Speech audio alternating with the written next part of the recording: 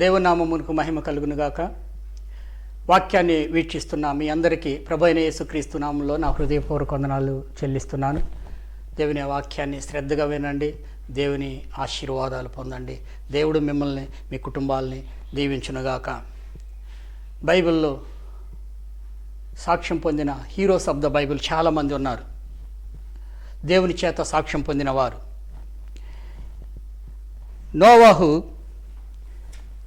నోవాహును గురించి దేవుడు సాక్ష్యం ఇచ్చినప్పుడు,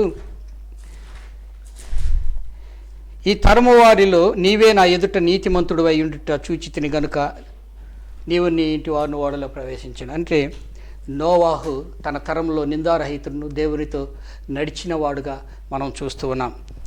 అలాగే అబ్రహాము గురించి దేవుడిచ్చిన సాక్ష్యం, అబ్రహాము దేవుని నమ్మిన గనుక అది ఆయనకి నీతిగా ఎంచబడెను. యాకోబు విషయానికి వస్తే, యాకోబుని చూసి దేవుడు అన్నాడు, నీ పేరు ఇశ్రాయేలే కానీ ఇక మీదట యాకోబు అనబడదు. ఇశ్రాయేల్ అంటే దేవునితో పోరాడువాడు. నువ్వు దేవునితో మనుషులతో పోరాడి గెలిచితివి కాబట్టి యాకోబు అంటే మోసగాడు. నువ్వు మోసగాడు కాదు, దేవునితో పోరాడువాడని సాక్ష్యం పొందినాడు. మోషే దగ్గరికి వచ్చినప్పుడు నా ఇల్లంతట్లో నమ్మకమైన వాడని చెప్పి దేవుడు చెప్పినాడు. అలాగే ఏబు దగ్గరికి వచ్చినప్పుడు ఏబు సాతానుకి సవాలు విసిరినాడు. అయ్యా, నా సేవకుడైన యోబు సంగతి ఆలోచించితివా? ఆయన యథార్థవంతుడనై న్యాయవంతుడై దేవుని యందు భయభక్తులు కలిగి చెడుతనమును విసర్జించిన వాడు భూమి మీద అలాంటి వాడు ఒక్కడును లేడని దేవుడు సాక్ష్యం ఇచ్చినాడు సాతానుకి. అలాగే దావీదు దగ్గరికి వచ్చినప్పుడు, ఈయన నా ఇష్టానుసారుడు, నా ఉద్దేశములన్నీ నెరవేర్చునని ఇలాగా సాక్ష్యం పొందిన గొప్ప బైబిల్లోని శూరులు, హీరోస్ ఆఫ్ ద బైబిల్ మనం చూసినాం. అయితే యేసు ప్రభు ఈరోజు ఒక వ్యక్తిని పరిచయం చేయబోతున్నాడు. ఈ వ్యక్తి, వీరందరూ మనం చూసిన హీరోస్ ఆఫ్ ద బైబిల్ ఒక ఎత్తు అయితే, యేసు ప్రభు ఇప్పుడు మనకు పరిచయం చేయబోయే వ్యక్తి మరో ఎత్తు. ఏంటి యేసు ప్రభు ఎక్కడ ఏ వ్యక్తిని పరిచయం చేసినాడో చూస్తాం. మత్తయి సువార్త 11వ అధ్యాయం 11వ వచనంలో మనం చూస్తాం. స్త్రీలు కనిన వారిలో బాప్తిసమిచ్చు యోహాను కంటే గొప్పవాడు పుట్టలేదని నిశ్చయముగా మీతో చెప్పుచున్నాను. అయినను పరలోక రాజ్యములో అల్పుడైన వాడు అతని కంటే గొప్పవాడు. యేసు ప్రభువే బాప్తిసమిచ్చు యోహాను గురించి సాక్ష్యం ఇచ్చినాడు. ఎంత గొప్పవాడు! ఈ వాక్యంలో మనం సందర్భాన్ని చూస్తే, ఈ వాక్యం చెప్పినప్పుడు యేసు ప్రభు అక్కడ జన సమూహాలు చూసి యేసు బాప్తిస్మిచ్చు యోహాను గురించి జన సమూహాలు చెప్తున్నాడు. చెప్తూ ఒక హోప్ని, ఒక నిరీక్షణని, భవిష్యత్తులో ఎంత గొప్ప ఆధిక్యతను పొందుకోబోతున్నారో కూడా ఆ జన సమూహాలకు చెప్తున్నాడు. జన సమూహాలు ఇశ్రాయేలు మరి అన్యులు అనేకులు ఉన్నారు ఆ జన సమూహాల్లో. వారందరికీ ఒక గొప్ప నిరీక్షణని యేసు ప్రభు భవిష్యత్తును గురించిన నిరీక్షణను ఈ వాక్యంలో ఇస్తున్నాడు. ఏంటంటే 3 ప్రాముఖ్యమైన కార్యాలు ఇందులో చూస్తాం. మొదటిది బాప్తిసమిచ్చు యొక్క యోహాను గొప్పతనాన్ని, రెండవదిగా అల్పుల్ని చూస్తాం, మూడవదిగా బాప్తిసం పొందిన యోహాను కంటే అల్పులైన వీరు గొప్పవారు అవుతారని చెప్పి యేసు ప్రభు చెప్తున్నాడు. ఈ 3 కార్యాలని మనం ఇందులో ధ్యానిస్తాం. మొదటిగా మనం ధ్యానిస్తాం యేసు ప్రభు బాప్తిసమిచ్చు యోహాను యొక్క వ్యక్తిత్వాన్ని గురించి చెప్పినటువంటి 2 వాక్యాలని నేను మీకు తెలియజేస్తున్నాను. మొదటిది మత్తయి 11:11లో చూసినాం, స్త్రీలు కనిన వారిలో బాప్తిసమిచ్చు యోహాను లాంటి గొప్పవాడు పుట్టలేదని. రెండవదిగా యోహాను సువార్త 5:35లో అతడు మండుచు ప్రకాశించుచున్న దీపమై ఉండెనని చెప్పి యేసు ప్రభు ఈ 2 వాక్యాల్లో ఆయన గుణాలని, ఆయన వ్యక్తిత్వాన్ని, ఆయన క్యారెక్టర్ గురించి సాక్ష్యం ఇస్తున్నాడు. అలాగే గాబ్రియేలు దేవదూత కూడా ఈయన గురించి సాక్ష్యం ఇచ్చినాడు. లూకా సువార్త 1:14-17 వరకు మనం చదువుదాం. అతడు ప్రభు దృష్టికి గొప్పవాడై ద్రాక్షారసమైనను మద్యమైనను త్రాగక తన తల్లి గర్భమున పుట్టినది మొదలుకొని పరిశుద్ధాత్మతో నిండుకున్నవాడై ఇశ్రాయేలులో అనేకులను ప్రభు అయిన వారి దేవుని వైపునకు త్రిప్పును. మరియు అతడు తండ్రుల హృదయములను పిల్లల తట్టుకును అవిధేయులను నీతిమంతుల జ్ఞానమును అనుసరించుటకును త్రిప్పి ప్రభువు కొరకు ఆయుత్తపడి ఉన్న ప్రజలను సిద్ధపరచుటకై ఏలియా యొక్క ఆత్మయు శక్తి గలవాడై ఆయనకు ముందుగా వెళ్ళను గనుక నీకు సంతోషమును మహా ఆనందమును కలుగును. అతడు పుట్టినందున అనేకులు సంతోషింతురు. అంటే ఇక్కడ దేవదూత ఇస్తున్నటువంటి సాక్ష్యం ఏంటంటే, బాప్తిస్మిచ్చు యోహాను యొక్క వ్యక్తిత్వాన్ని గురించి సాక్ష్యం ఇస్తున్నాడు, ఆయన యొక్క పరిచర్ని గురించి కూడా సాక్ష్యం ఇస్తున్నాడు. మూడవదిగా జకర్యా బాప్తిస్మిచ్చు యోహాను గురించి లూకా 1:76-78 ఓ శిశువా నీవు సర్వోన్నతుని ప్రవక్త అనబడుదువు. అంటే ప్రవక్త అని చెప్పి సాక్ష్యం ఇస్తున్నాడు.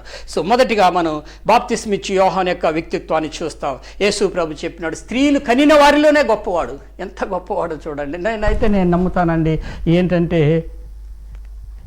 అది నా సొంత అభిప్రాయం అండి.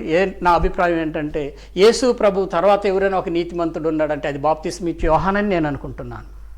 ఎనివే, రెండవదిగా మండుచు ప్రకాశించుచున్న దీపమై ఉండండి అని చెప్పినాడు. అంటే అంత నీతిపరుడని అర్థం బాప్తిస్మిచ్చి యోహాను. అలాగే సర్వోన్నతిని ప్రవక్త. తర్వాత ఏలియా యొక్క ఆత్మ గలవాడు.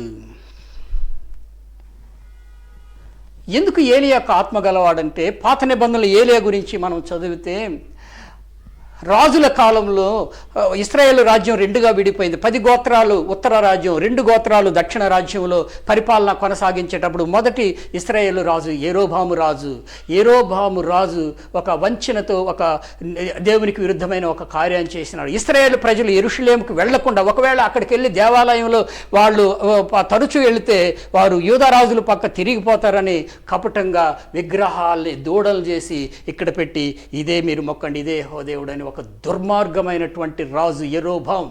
ఇశ్రాయేలు రాజులు అందరితో సాక్ష్యం ఇచ్చినప్పుడు ఇతను కూడా యెరోబాము లాంటి ఇతను కూడా యెరోబాము. దావీదు గురించి చెప్పినప్పుడు నా ఇష్టానుసారమైన దావీదు లాగా నువ్వు లేదని చెప్తాడు యూదారాజులతో. ఎంత భయంకరమైన రాజు. తర్వాత వచ్చిన రాజులందరూ కూడా ఇశ్రాయేలు ప్రజల్ని దేవుని వైపు నుండి విగ్రహాలకి తిప్పేశారు. ఎవరు లేరండి దేవుని మీద ఆధారపడేవాళ్ళు, చాలా అరుదైపోయినారు. ఏలియా వస్తున్నాడు.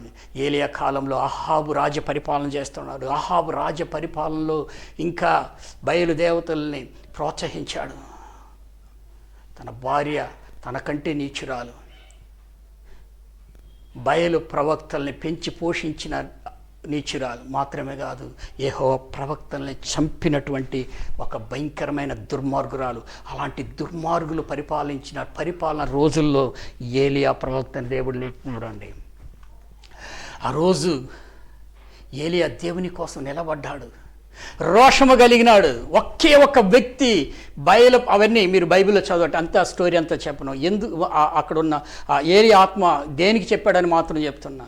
ఒక ధైర్యశాలి, ఇశ్రాయేలు ప్రజలందరూ ఒకవైపు, రాజులు ఒకవైపు దేవునికి విరుద్ధంగా నిలబడినారు. యెహోవా దేవుని కొరకు ఒక్కడే రోషము కలిగి జీవిస్తూ బయలు ప్రవక్తలకి ఛాలెంజ్ చేసి అక్కడ జరిగిన ఆ సంఘటనలో దేవుని యొక్క మహిమను చూపించినాడు. వారందరినీ ఓడించి చంపినాడు బయలు ప్రవక్తల్ని. హీరో మనం చెప్తాం కండి, వీరుడు ధీరుడు అని. ఆ రోజుల్లో ధైర్యశాలి, దేవుని కొరకు రోషము కలిగి నిలబడిన ఏకైక వీరుడు, ధీరుడు, శూరుడు ఏలియా. నిజంగానే, మాటల్లో కాదు, నిజమైన వీరుడు ఆయన.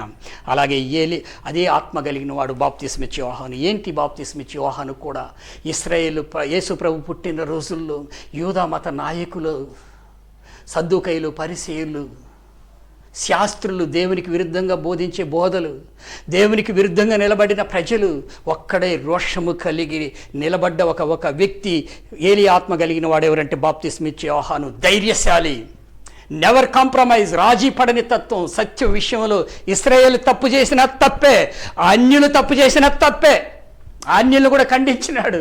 ఏ రోజును ఖండించి లాస్ట్కి తన తల కూడా తీయించుకున్నాడు, ప్రాణాన్ని త్యాగం చేసినాడు సత్యం కోసం. సత్యం విషయంలో ఈ నెవర్ కాంప్రమైజ్. అటువంటి ఆత్మ కలిగిన వాడు బాప్తిసమిచ్చి యోహాను. అంత గొప్ప వ్యక్తిత్వం కలిగిన వాడు. రెండవదిగా బాప్తిస్మిచ్చి యోహాను యొక్క పరిచర్ని చూస్తాం. ఏంటి ఆయన పరిచర్య అంటే ప్రభు మార్గములను, త్రోవలను సరళం చేయవాడు. Great escort. అంటే ఈ లోకానుసారమైన పెద్ద అధికారులు, ప్రధానమంత్రులు, చీఫ్ మినిస్టర్లు ఒక గ్రామానికి, పట్టణానికి ఒక మీటింగ్కి వస్తే ఎంతమంది ఎన్ని రోజుల ముందుగా ఎంత సిద్ధపాటు చేస్తారు.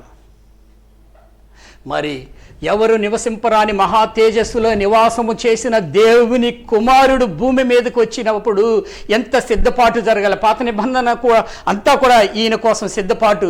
ఈయనకు ఒక రక్షణ దళం కావాలి. ప్రభు మార్గాలు సరళం చేయడానికి ఒకే రక్షణ దళం, ఒకే ఒక వ్యక్తి. లక్షల మందికి సమానుడు బాప్తిసమిచ్చి యోహాను. లక్షల మంది సైన్యానికి సమానుడు. ధైర్యంగా నిలబడి మాట్లాడినాడు. ఇశ్రాయేలును చూసి, యూదా మత నాయకులు, పరిసయ్యులు, సద్దుకాయలు చూసి, అన్యులు చూసి, సుంకలు, ఎనీవన్ నో ప్రాబ్లం, ధైర్యశాలి, సర్ప సంతానమా మారు మనసు పొందండి, లేదంటే గొడ్డలి చెట్ల వేరున ఉంచబడినది మారు మనసును పొందని ప్రతి తీగ నరకబడి అగ్నిలో వేయబడిను హెచ్చరించుచు దేవుని వాక్యాన్ని, దేవుని మార్గాల్ని సరళం చేసినాడు. ఆయన రెండవ పరిచర్య ఏంటంటే అనేకులకి ప్రభు అయిన యేసు ప్రభుని పరిచయం చేశాడు. అనేకులకి యేసు ప్రభుని చూపించినాడు, ఇదిగో దేవుని కుమారుడు అని. ఇంత గొప్ప ఆత్మ కలిగిన వాడు బాప్తిస్మిచ్చి యోహాను. ఓకే, రెండవదిగా అల్పులు మనం చూస్తాం. ఎట్లా ఈ అల్పులు ఈ బాప్తిస్మిచ్చి యోహానికి సమానుడు అగుతాడని కొంతమంది అల్పులను కొత్త నిబంధనలో నేను మీకు చూపించగోరుచున్నాను. మొదటిగా పాపాత్మురాలైన స్త్రీ, లోకా సువార్తలో 7లో ఆమె యేసు ప్రభు పాదాలని కన్నీటితో కడిగింది. యేసు ప్రభు ఆమెను చూసి చెప్పినాడు, ఆమె విస్తారముగా ప్రేమించను కనుక ఆమె విస్తార పాపములు క్షమించబడెను. నీ పాపములు క్షమించబడి ఉన్నది, సమాధానం గల దానవై ఎళ్ళు. ఎంత గొప్ప ఆధిక్యతను పొందుకున్నది ఎవరండి? ఈ పాపాత్మురాలైన స్త్రీ. యోహాను సువార్తలు 8 కూడా ఒక స్త్రీ వస్తుంది. వ్యభిచారం చేసిన స్త్రీని చూసి కూడా ఒక మాట అన్నాడు, అమ్మా నేను కూడా నీకు శిక్ష విధించిన, ఇక మీదట పాపం చేయకూడదు అమ్మ అని చెప్పినాడు ఆయన. ఎంత ఆధిక్యతలు పొందుకొని వెళ్ళినారు. మరి జక్కయ్య దగ్గరకు వస్తాం. జక్కయ్య ఎవరంటే యూదులకు విరోధి, యూదులకు శత్రువు. అలాంటి శత్రువు ఇంటికి యేసు ప్రభు వెళ్ళినప్పుడు ఒక మాట అన్నాడు, అయ్యా యేసు ప్రభు చేర్చుకున్న వెంటనే సంతోషం వచ్చింది. ఎదుగో నేను నా ఆస్తిలో సగం బీదలకు ఇచ్చున్నాను, ఎవరి దగ్గర మోసం చేసినా 4 అంతలు తిరిగి ఇస్తానన్నాడు. యేసు ప్రభు తను చూసి చెప్పిన మాట ఏంటంటే, ఇతడు కూడా అబ్రాహాము కుమారుడే, నేడు ఇంటికి రక్షణ వచ్చినది. ఎంత గొప్ప భాగ్యాన్ని పొందుకున్నాడు. మీరు అనొచ్చు వీళ్ళందరూ కొత్త నిబంధన ఇంకా కొత్త నిబంధన గురించి చెప్తే ఇంకా ప్రారంభం అవ్వలేదు కదా. అవును, అయినా కూడా వీరు కొత్త నిబంధన సంఘంలో ఉండుంటారని నేను విశ్వసిస్తున్నాను. తర్వాత కొత్త నిబంధనలో ఉన్న సంఘంలో ఉన్న కొంతమందిని నేను చెప్తున్నాను. నపుంసకుడు, అపోస్తుల కార్యం 8లో వచ్చేటువంటి నపుంసకుని గురించి చెప్తున్నాను. నపుంసకుని గురించి ఒక మాట నేను మీకు చెప్పాలి. పాత నిబంధనలో మీరు కనుక చూస్తే ద్వితీయోపదేశకాండం 23:1-2 వరకు వీరు యెహోవా సమాజంలో చేరకూడదని ధర్మశాస్త్రంలో రాయబడింది. తిరస్కరించబడిన వారు, బహిరంగ ఆరాధనలకు బహిష్కరించబడిన జనాంగం, వీరి గురించి దేవుడు ఒక అద్భుతమైన వాగ్దానం ఇచ్చినాడు. మొత్తం చదవను కానీ కొన్ని మాటలు చదువుతా. యెషయా 56:3 నుంచి మీరు చదవండి సమయం ఉన్నప్పుడు. ఒక మాట ఇందులో చదువు. యెహోవా ఇలాగ సెలవిస్తున్నాడు, నా ఇంటను నా ప్రాకారములలోనూ ఒక భాగం వారికి ఇచ్చేదను, కొడుకులు కూతుళ్ళని అనిపించుకొనుట కంటే శ్రేష్టమైన పేరు వారికి పెట్టుచున్నాను, కొట్టివేయబడని నిత్యమైన పేరు వారికి నేను ఇస్తున్నానని చెప్పి ఎంత గొప్ప ఆధిక్యతలు కలిగిన ప్రామిస్ చేసినాడు. ఈ ప్రామిస్ని, ఈ వాగ్దానాన్ని నపుంసకుడు అపోస్తుల కార్యం 8లో ఆ వాగ్దానానికి సొంతమైనాడు. పిలుపు చేత బాప్తిసం పొందుకొని సంతోషంగా తన మార్గంలో వెళ్ళినాడు. అంటే పాపములకు క్షమాపణ పొందుకున్నాడు. ఎంత గొప్ప ఆధిక్యతను పొందుకున్నాడు. కొంతమంది అపోస్తులు కొంతమంది చూపిస్తే ఒక 2 అపోస్తులు పేతురు, యోహాన్లు, వాళ్ళు చూసి అంటారు విద్య లేని ప్రామరులు, చేపలు పట్టుకునేవాళ్ళు. వారి ద్వారా దేవుడు గొప్ప గొప్ప కార్యాలు చేయించేశాడు. దేవుడు పేతురు నీడను దాకిన వాళ్ళు బాగైనారు. మాత్రమే కాదు, పేతురు చేత అనేక అద్భుతాలు చేయించినాడు దేవుడు.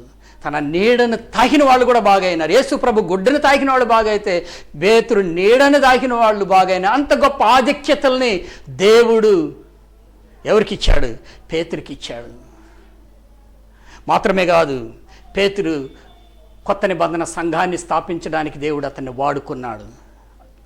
ఒక మాట మాత్రమే చదువుతున్నా. మత్తయి సువార్త 16:18-19 వరకు చదవండి. మరియు నీవు పేతురవు, ఈ బండ మీద నా సంఘమును కట్టుదును, పాతాళలోక ద్వారములు దాని ఎదుట నిలవనేరవని నేను మీతో చెప్పుచున్నాను. పరలోక రాజ్యం యొక్క తాళపు చెవులు నీకు ఇచ్చేదను. నీవు భూమి యందు దేన్ని బంధించేదవో అది పరలోకమందును బంధింపబడును, భూలోకమందు దేని విప్పుదువో అది పరలోకమందును విప్పబడును. ఎంత గొప్ప ఆధిక్యతలు దేవుడు పేతురికి ఇచ్చినాడు. అలాగే యోహానుకు కూడా గొప్ప ఆధిక్యతలు ఇచ్చినాడు. ఈ యోహాను బాప్తిస్మిచ్చి యోహాను కాదు, 12 మంది శిష్యులు ఒకడైన యోహాను చేపలు పట్టుకునే పామరుడు, విద్య లేనివాడు. ఏమి ఆధిక్యత దేవుడు ఇచ్చినాడు తెలుసా? పరలోకపు ప్రత్యక్షతలు చూపించినాడు. ఈ రోజు వరకు కూడా వేద పండితులకు అర్థముగానే అనేక విషయాలు ప్రకటన గ్రంథంలో ఉంది. అంత గొప్ప పరలోకపు ప్రత్యక్షతలు కలిగిన ప్రకటన గ్రంథాన్ని యోహాను చేత దేవుడు రాయించి ఇచ్చినాడు. ఇది గొప్ప ఆధిక్యత. ఎవరికి ఇచ్చినాడు దేవుడు అంటే యోహానుకి ఇచ్చాడండి. ఎంత గొప్ప ఆధిక్యతలు అల్పులైన వీరు పొందుకున్నారు. మూడవదిగా చివరిగా పౌలు గురించి చెప్తున్నాను. పౌలు తన గురించి ఏం చెప్పినాడు తెలుసా? పాపుల్లో ప్రధాన పాపిని, దూషకుడు, హింసకుడు, హానికరుడు అని చెప్పుకుంటాడు ఆయన గురించి. 1 తిమోతిలో మనం చదవచ్చు. అలాంటి పాపి, ఘోరమైనటువంటి హింసకుడు, అనేక కుటుంబాలను, దేవుని బిడ్డలు నాశనం చేసిన ఒక వ్యక్తి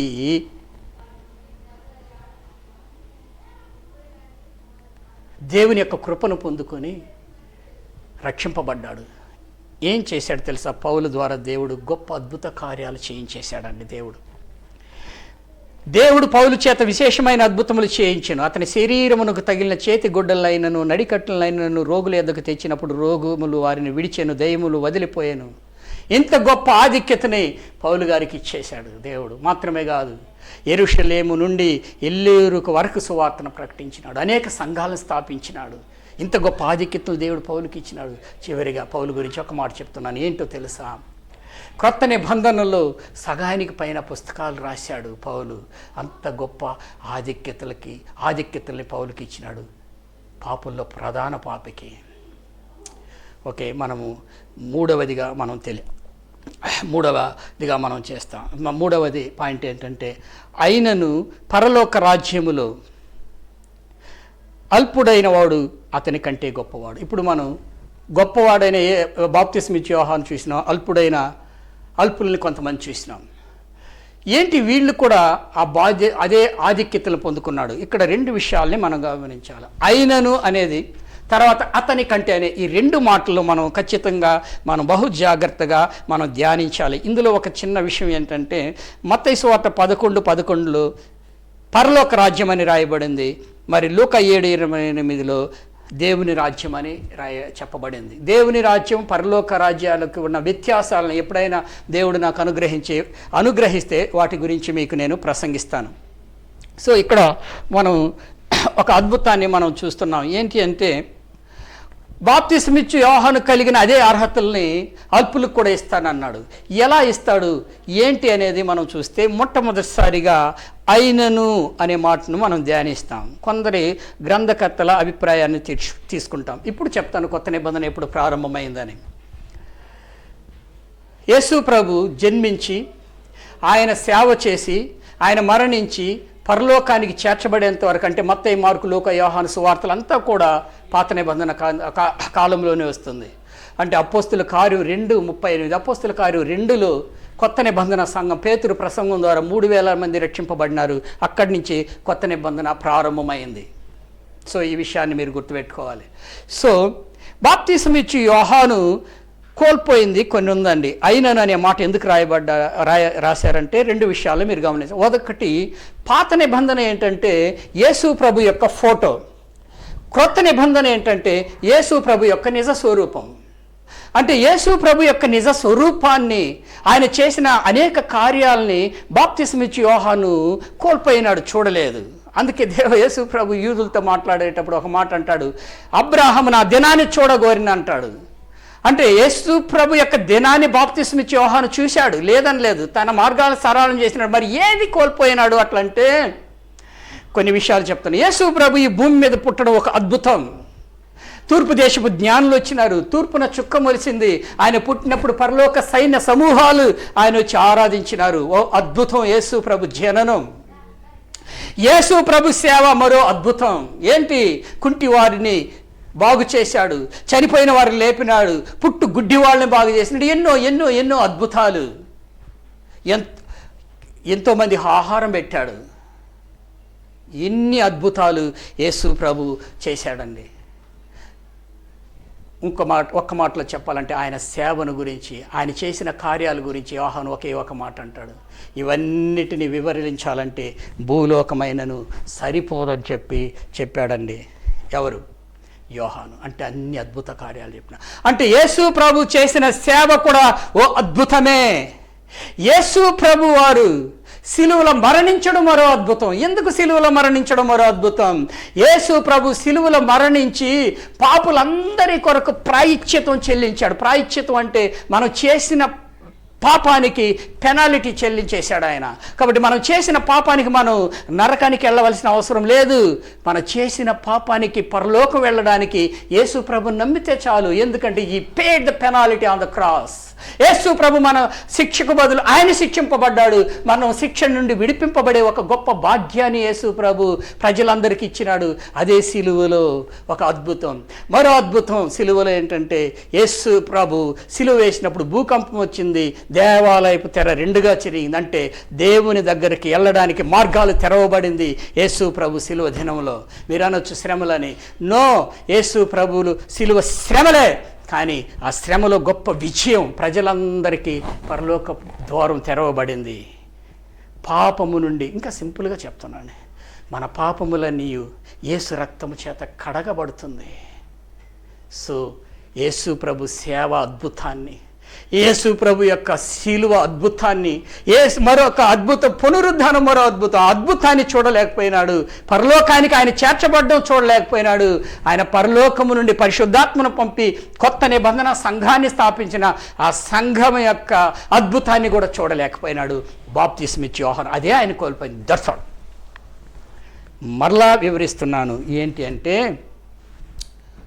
ఒక అదృష్టం ఏంటంటే, బాప్తిసమిచ్చు యోహాను పుట్టినప్పటి నుంచి పరిశుద్ధాత్మ పూర్ణుడు. మనం చూసిన ఈ అల్పులందరూ, ఇంక మిగతా ఎవరిని చూసినా కూడా బాప్తిసమిచ్చు యోహానుకు సాటిరారు. కానీ బాప్తిసమిచ్చు యోహాను పొందినటువంటి గొప్ప ఆధిక్యతలు వీరు కూడా పొందుకున్నారు. అదే మనం ఇంతకు ముందు చూసింది. అదే యేసు ప్రభు ఇక్కడ చెప్తున్నాడు మత్తయి సువార్తల జన సమూహాలు చూసి గొప్ప నిరీక్షణ, the hope for the people ఏంటంటే, అయ్యే ఇదిగో కొత్త నిబంధన స్థాపించబడబోతుంది. అంటే నేను సిలువలో ప్రజల కొరకు రక్తం చిందించబోతున్న ప్రజలందరికీ ఒక గొప్ప విమోచన ఇస్తాను. మీరందరూ కూడా బాప్తిసమిచ్చి యోహానుకు కలిగినటువంటి గొప్ప ఆధిక్యతలు పొందుకోబోతున్నారు. దీన్ని యేసు ప్రభు ఇక్కడ చెప్తున్నాడు. It's a great hope for the people. ఆ వాక్యం వింటున్న మనందరికి కూడా ఒక గొప్ప నిరీక్షణ దేవుడు ఇస్తున్నాడు. ఒక ఉదాహరణ చెప్తానండి. ఎట్లా ఆయనతో మనం సమానులు అవుతాం, అదే ఆధిక్యతలు పొందుకుంటాం అన్నానికి. ఒక సహోదరి నా దగ్గర అడిగేది, బ్రదర్ అయ్యగారు మా పాప కోసం ప్రార్థించండి, ఆమె 10th పాస్ అవుతుందేదో. నేను అమ్మ భయపడొద్దు, భయంగా ఉండొద్దు, ప్రార్థన చేస్తున్నారు, ధైర్యంగా ఉండండి, ఆమె ఏది చదువుతుందో రాస్తుంది. అమ్మాయికి కూడా, అమ్మ కష్టపడి చదువు నాయన, భయపడకుండా రాయి, దేవుడు నీకు సహాయం చేస్తాడన్న. నిజంగానే అదృష్టం ఏంటంటే, కరెక్ట్గా ఆ టైంలో కరోనా వచ్చింది. కరోనా పాస్ అందరూ. అంటే దీని అర్థం ఏంటంటే, బాగా చదువుకున్న వాళ్ళు పాస్ అయినారు, చదువుకోని వాళ్ళు పాస్ అయినారు, అందరూ పాస్ అయిపోయినారు. అది గ్రేడ్స్ పక్కన పెడదాం. బట్ అందరికీ ఒకే ఆధిక్యత ఇవ్వండి. యేసు ప్రభు కూడా ఇక్కడే అదే చెప్తున్నాడు. ఏంటి యేసు ప్రభువుకి చెప్తుండేదంటే, ఒకటి, కొత్త నిబంధనలో మనం చూసిన వీళ్ళెవరు కూడా బాప్తిస్మిచ్చి యోహానుకు సాటి కారు, కానీ వీరు కూడా గొప్ప ఆధిక్యతలు పొందుకున్నాడు. ఏంటంటే మనం చూసినాం పేతురు, పౌలు ఎంత గొప్ప, యోహాను ఎంత గొప్ప ఆధిక్యతలు పొందుకున్నారు మనం చూసినాం. ఓకే, అతని కంటే అనే మాట మాత్రం చదువుతాం. ఆ మాటకు మాత్రం అర్థం చెప్తున్నాను. ఇక్కడ అతని కంటే గొప్పవారు అనేది మనకి దేన్ని సూచిస్తుంది అంటే, బాప్తిస్మిచ్చే యోహాను కంటే వీళ్ళందరూ గొప్పవారని చూపిస్తుంది కాదండి. అంటే మన కంటే అనేది సూపర్లేటివ్ డిగ్రీని చూపిస్తుంది. అంటే ఇతని కంటే ఒకటి గొప్ప, అంటే బాప్తిస్మిచ్చే యోహాను కంటే వీళ్ళందరూ గొప్ప వాళ్ళని చూపిస్తుంది. అట్లా చదివేది కదండి. గ్రీక్ బైబిల్లో మనం చదివితే గ్రీక్ గ్రామరు ఏం చెప్తుంది మనకి ఇక్కడ అంటే, the Greek gives the comparative not superlative. అంటే ఇక్కడ మీరు బాప్తిస్మిచ్చే యోహాను తక్కువ, మీరు ఎక్కువ అని చెప్పట్లేదు, కానీ బాప్తిస్మిచ్చే యోహాను కలిగిన అదే ఆధిక్యతలు మీరు కూడా పొందుకుంటారు. అది ఇక్కడ చెప్పబడింది. అంటే బాప్తిసం ఇచ్చి యోహానికి ఏ ఆధిక్యతలు ఇవ్వబడిందో అదే ఆధిక్యతలు మీకు కూడా ఇవ్వబడతాయి. ఏంటి ఆయనకి ఇచ్చిన ఆధిక్యతల 2 ఆధిక్యతలు నేను వివరంగా అన్నిటినీ క్లుప్తపరిచి చెప్తున్నాను. యేసు ప్రభు మరి దేవదూతలు ఇచ్చిన సాక్ష్యం ఆయన యొక్క వ్యక్తిత్వాన్ని గురించి. గొప్పవాడు, నిప్పు లాంటి మనిషి, ధైర్యశాలి, కాంప్రమైజ్ అవ్వడు సత్యం విషయంలో. ఎవరైనా సరే, అది యూదులైనా సరే, యూద మత నాయకులైనా సరే, అన్యులైనా సరే, అన్యుల రాజులైనా సరే, he never compromise with anyone. సత్యం కోసం నిలబడిన ఏకైక వీరుడు, ధీరుడు, శూరుడు బాప్తిస్మిచ్చి యోహాను. దేవుడు చెప్పేది ఏంటంటే యేసు ప్రభు రక్తము ప్రతి పాపము నుండి మనల్ని పవిత్రులుగా చేసిన, ఆయన పుట్టినప్పటి నుంచి పవిత్రుడు. మనం సగంలో ఇప్పుడు చూసిన అల్పులు కానీ ఎంతోమంది మనమైనా ఎవరైనా సరే ఈ అల్పులు కూడా బాప్తిస్మిచ్చి యోహానుకి సమానులు అయిపోతారు.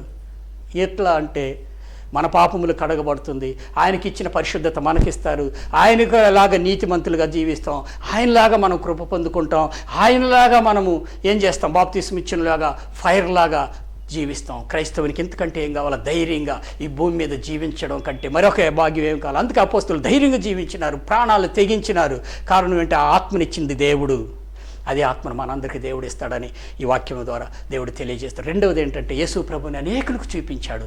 మనం కూడా యేసు ప్రభువుని అనేకులకు చూపించాలి. ఇదే దేవుడు మనకిచ్చిన భాగ్యం. ఎందుకంటే భాగ్యం ఒక క్రైస్తవునికి ఏం కావాలండి? మీరు చెప్తాడు ఉద్యోగాలు, జాబు, డబ్బు, ఈ విల్ గివ్ ఎవ్రీథింగ్. మొదట దేవుని రాజ్యమును, ఆయన నీతిని, అక్కడ ఇవన్నీ మీకు అనుగ్రహింపబడిను. మనకు కావాల్సిన ధైర్యం, నీతి, సమాధానం, సంతోషం, అంతకు మించి యేసు ప్రభువుని అనేకులకు చూపించడం. చివరిగా నా సాక్ష్యంతో ముగిస్తున్నానండి. ఏంటి నా సాక్ష్యం అంటే, 2000 సంవత్సరంలో బీటీహెచ్ ముగించిన తర్వాత ఎన్నో ఆశలతో వచ్చిన ఆశలు అడియాశలు అయిపోయినాయి. భయంకరమైన కష్టాల్లో పడ్డాను. నా జీవితాన్ని పరిశీలించి చివరిగా చెప్పిన, ప్రభువా నేను నీ సేవకు పనికిరాను, ఆయన నన్ను వదులు. నేను ఇంగ్లీషు, తెలుగు, తమిళ్ తెలుసు, నేను ఎక్కడికి వెళ్ళినా ఏ ఆర్గనైజేషన్కి వెళ్ళినా బతికిపోవచ్చు. నా మనసు ఒప్పుకోలేదు. అయ్యా నీ సేవను మోసం చేసి నేను బతకలేను, అందుకని సేవను వదిలి వేరే పనులు చేసుకోవడానికి వెళ్ళినా ఎక్కడా సెట్ అవ్వలేదు. లాస్ట్కి ఏదో ఒక రకంగా సేవ చేసిన అసంతృప్తి. కానీ దేవుడు ఈ వాక్యం ద్వారా నన్ను స్థిరపరిచి, అయ్యా బాప్తిస్మిచ్చి యోహానికి ఏ ఆధిక్యతలు ఇచ్చినానో అదే ఆధిక్యతలే, అదే అర్హత నీకు ఇస్తానన్నాడు. ఎందుకంటే నా పాపములను యేసు ప్రభు కడిగినాడు. ఆయన నాకు ఆధిక్యతలు ఇచ్చినాడు, జీవితం ఇచ్చినాడు, కుటుంబం ఇచ్చినాడు, పరిచర్యలు ఇచ్చినాడు. ఎందుకంటే నాకేం కావాలి? ఆయన కూడా ఆయనకి సాక్ష్యంగా జీవించి అనేకులకి యేసు ప్రభును ప్రకటించాలి. ఆయన రుణాన్ని తీర్చుకోవడం కోసం నేనున్నాను. పౌలు పాపుల ప్రధాన అయిన పాపి ఏ సంఘాన్ని పాడు చేసినాడు, ఆ సంఘాన్ని కట్టడానికి ఎన్నో కష్టాలు పడినాడు, తన రుణాన్ని తీర్చుకున్నాడు. పేతురు సిలువ వేసినప్పుడు నన్ను తలక్రిందులుగా సిలువ వేయమని చెప్పినాడు. ఎందుకో తెలుసా? ఆయన సిలువలో నేను ఆయన ఎరగనని చెప్పిన ఆ రుణం నేను తీర్చుకోవాలి, నన్ను తలకిందులుగా సిలువ వేయండి అని తలకిందులుగా సిలువ వేసుకొని చనిపోయినాడు. ఎందుకో తెలుసా? ఆయన రుణం తీర్చుకోవడానికి. ఈరోజు దేవుని మాటలు వింటున్న మనం అందరూ కూడా ఆయన రుణాన్ని 2 విధాలుగా తీర్చుకోవచ్చు. ఒకటి, ఆయన కోసం పరిశుద్ధంగా జీవించాలా, పాపాన్ని విడిచిపెట్టాలా, దేవుని కోసం జీవించాలి. రెండవదిగా అనేకులకు యేసు ప్రభువుని చూపించాలా. ఇదే మనం దేవునికి తీర్చుకునే రుణం. యేసు ప్రభువు కూడా ఈ భూమి మీదకి ఎందుకు వచ్చినాడు? ఆయన సిలువలో మరణించి మరణాన్ని జయించి పరలోకాన్ని చేర్చబడి మరలా రాబోతున్నాడు. ఎందుకంటే ఇలాంటి గొప్ప ఆధిక్యతలు మనకి ఇవ్వడానికి ఇదే యేసు ప్రభు ఈరోజు జనాలకు చెప్తున్నాం. అందుకే మేము నిలబడి ఈ యేసు ప్రభుని గురించి అనేకులకు ప్రకటిస్తున్నాం. ఏంటంటే దేవుడు ఈ భూమి మీదనూ మీకు ఆధిక్యతలు ఇస్తాడు, పరలోకంలోనూ ఆధిక్యతలు ఇస్తాడు. ఈ భూమి మీదనూ ఒక గొప్ప జీవితాన్ని మీకు ఇస్తాడు, పరలోకంలోనూ ఇంత గొప్ప జీవితాన్ని ఇస్తాడు. అందుకే యేసు ప్రభు ఈ భూమి మీదకి వచ్చి సిలువలో మరణించి మరణాన్ని జయించి పరలోకానికి ఎందుకు వెళ్ళినాడు? మనకు స్థలం సిద్ధపరిచి మరలా వచ్చి మనల్ని అందరినీ తీసుకెళ్తాడు. ఎందుకంటే ఏం కావాలా? యేసు ప్రభుని నమ్మండి, మీ జీవితాలు యేసు ప్రభువుకి సమర్పించండి. దేవుడు మిమ్మల్ని, మీ కుటుంబాలు దీవించును గాక. Amen. Praise the Lord. God bless you.